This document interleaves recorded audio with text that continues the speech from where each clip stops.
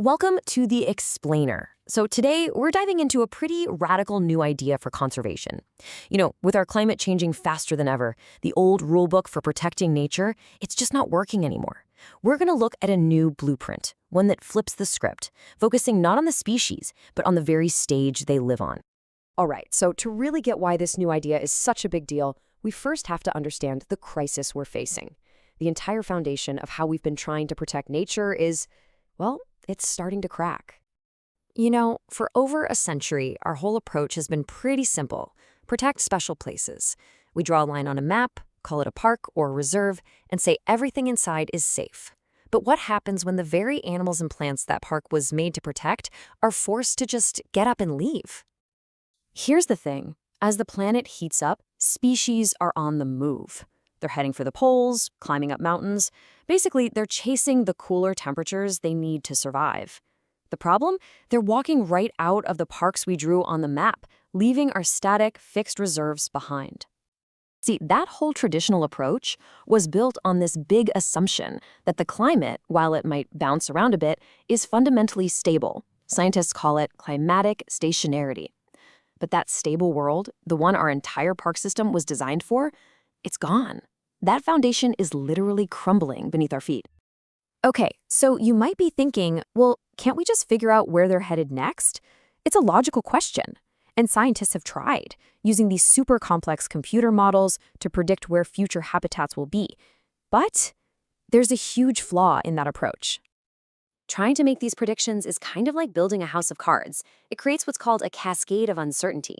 First, you have to guess at our future carbon emissions, which, let's be honest, depends on totally unpredictable human choices. Then, different climate models give you different answers. Then you have to shrink those models down to a local scale, which adds another layer of error. And finally, the models for the species themselves are huge oversimplifications of really complex biology. Every single step just piles more uncertainty on top of the last one, making it an incredibly risky bet. So, this massive uncertainty, it means we need a fundamental shift in our thinking, a real paradigm shift. If we can't reliably predict where the actors are going, maybe, just maybe, we should be focusing on something else entirely.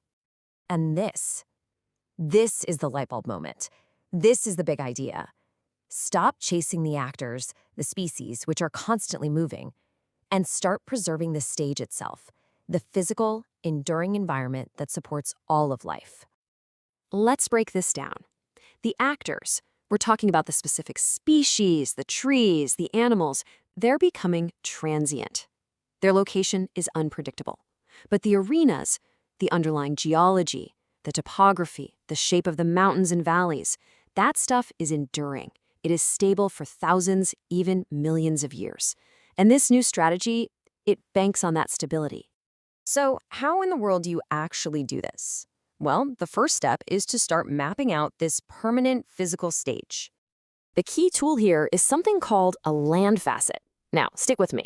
Think of a landscape like a giant library full of different physical environments. A land facet is one of the books on those shelves.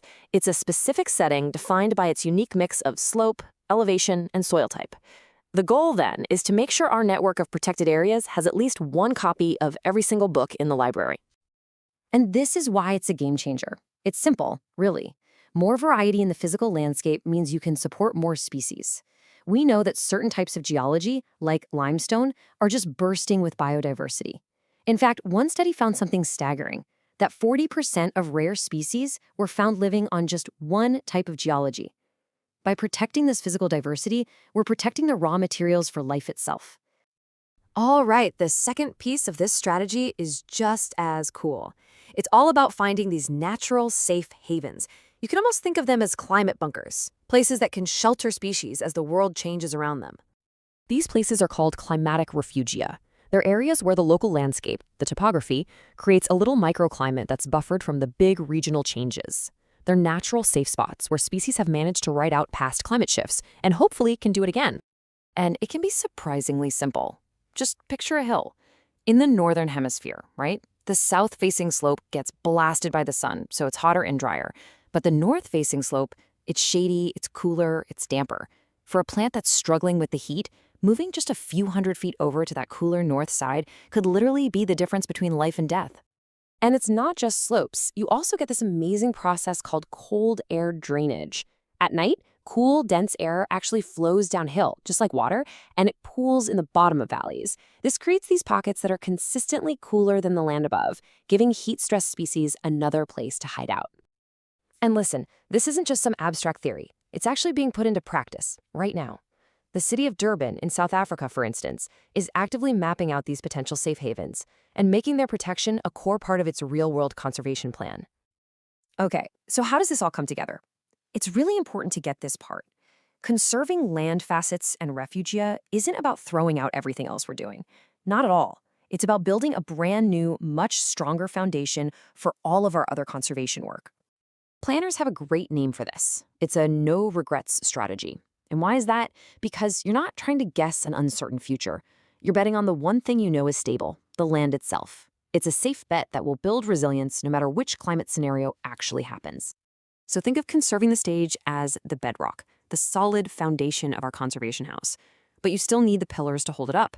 On top of that foundation, we absolutely still need to build wildlife corridors. We need to do targeted management for our most critically endangered species. And we have to keep fighting to reduce pressures like pollution.